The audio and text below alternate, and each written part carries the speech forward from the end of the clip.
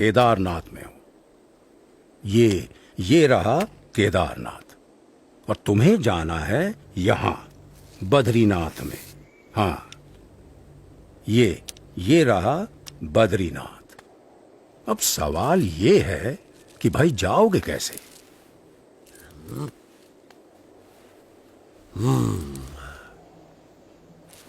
तो तुमको जाना पड़ेगा पहले ज्योतिर्मठ, यहां पर, और फिर यहां से ऊपर हाँ, यहां तुम पहुंचोगे बद्रीनाथ। ये तो बड़ा लंबा रास्ता है, ज्यादा समय लग जाएगा। यही एक भला चंगा रास्ता है जो तुम्हें सही सलामत पहुंचा सके।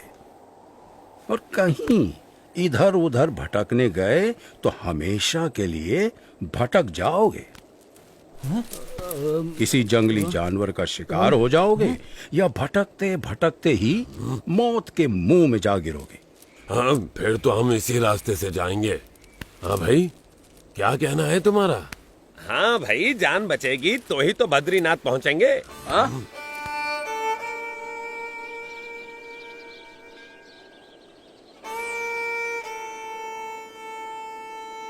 थोड़ी देर ज्यादा लगेगी, पर जिंदा तो पहुंचेंगे। हाँ, सही समझे। हाँ भाई, सुरक्षित रास्ते से ही चलेंगे।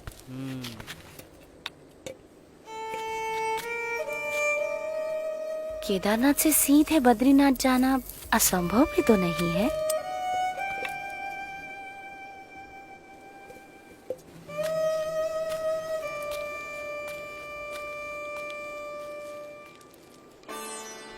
केदारनाथ से सीधे बद्रीनाथ, एक ऐसा मार्ग जिससे गुजरने के बारे में कोई सामान्य मानवी तो सोच भी नहीं सकता था, जहां मानो मनुष्य जीवन का अस्तित्व ही नहीं था। ऐसा कुछ भी नहीं था जो मनुष्यों को जीवित रहने देने का कारण बने। अगर कुछ था तो बस कदम कदम पर खतरा।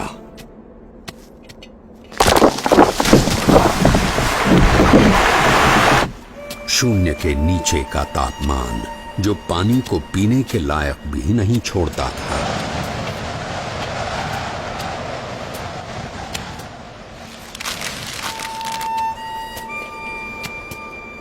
मीलों तक फैली हुई बर्फ जैसे विपत्तियों का महासागर, और हर क्षण मृत्यु का आह्वान।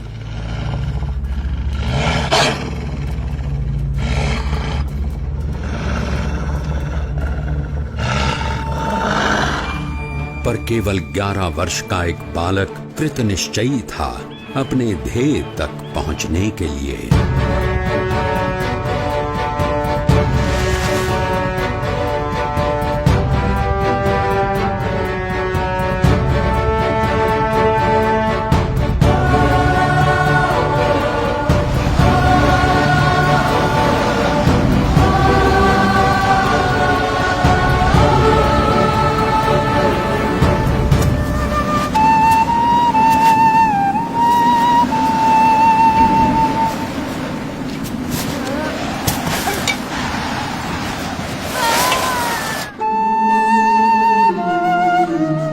परमात्मनि यो रक्तो विरक्तो अपरमात्मनि।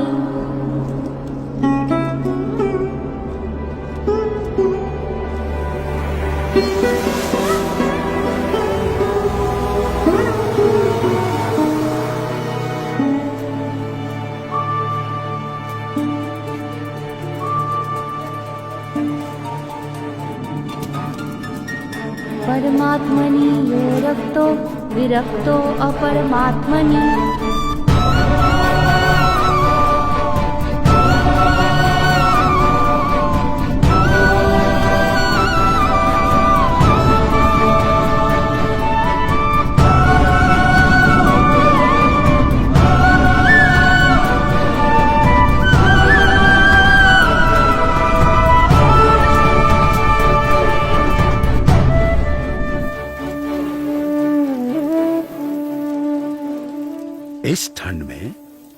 लोग यहां कंबल ओढ़कर भी ठीक से सो नहीं पा रहे हैं। और वो बच्चा नंगे पांव, खुले शरीर, केदारनाथ से सीधे बद्रीनाथ के विकट रास्ते पर अकेला चल पड़ा है।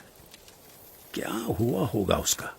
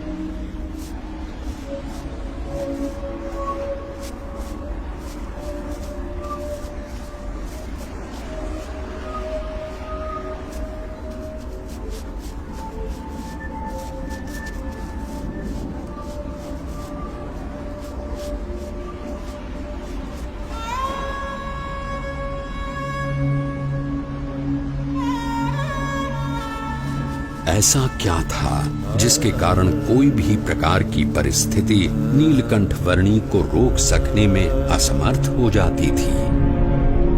कभी हिमप्रपात तो कभी भयानक बारिश, अनजान और निर्जन रास्तों में जंगली जानवरों से आकस्मिक भेंट, अनजान रास्तों को समझकर पहाड़ियों और खाइयों के बीच में से भी रास्ता कर लेने की चुनौती, और आराम करने के लिए धरती का बिछाना और आकाश की चद्दर। नीलकंठ वर्णी की दृष्टि में ऐसा कुछ भी नहीं था जो इस मनुष्य शरीर से नहीं हो सकता था। देह भाव से पर और मनोभाव से पर नीलकंठ वर्णी की आध्यात्मिक स्थिति ही ऐसी थी जो किसी भी परिस्थिति से ऊपर उठकर उनकी कल्याण यात्रा को आगे बढ़ाए रखती थी।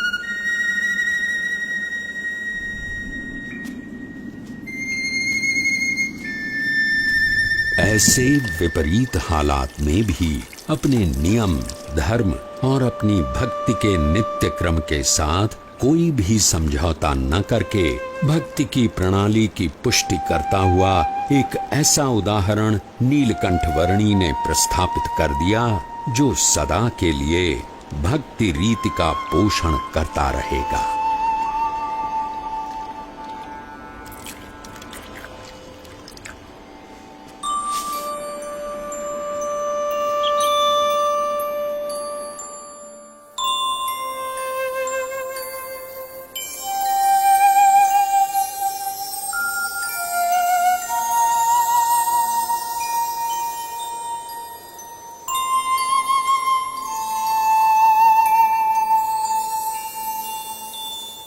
आज के समय में भी कई लोग साथ मिलकर बहुत सारी सुविधाओं के साथ जिसे पार करने के लिए हिचकिचाते हैं, वैसा केदारनाथ से सीधे बद्रीनाथ जाने का लगभग 75 किलोमीटर का मार्ग नीलकंठ वर्णी ने नंगे पांव, खुले शरीर, अकेले केवल 9 दिनों में पार कर लिया।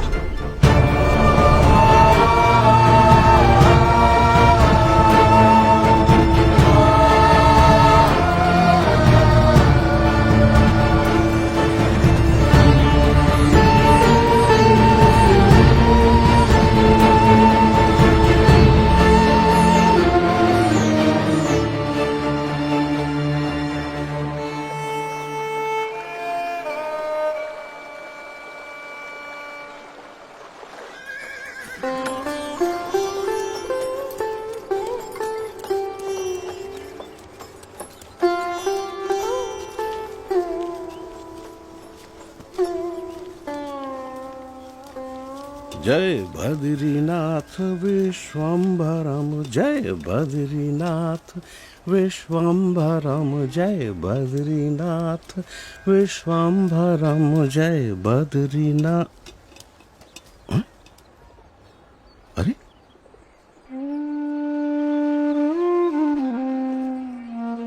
इस चरण छाप में ऊर्ध्व रेखा के साथ सारे 16 चरण चिन्ह। ये तो स्वयं परमात्मा के चरणों की छाप है। कहाँ है वो?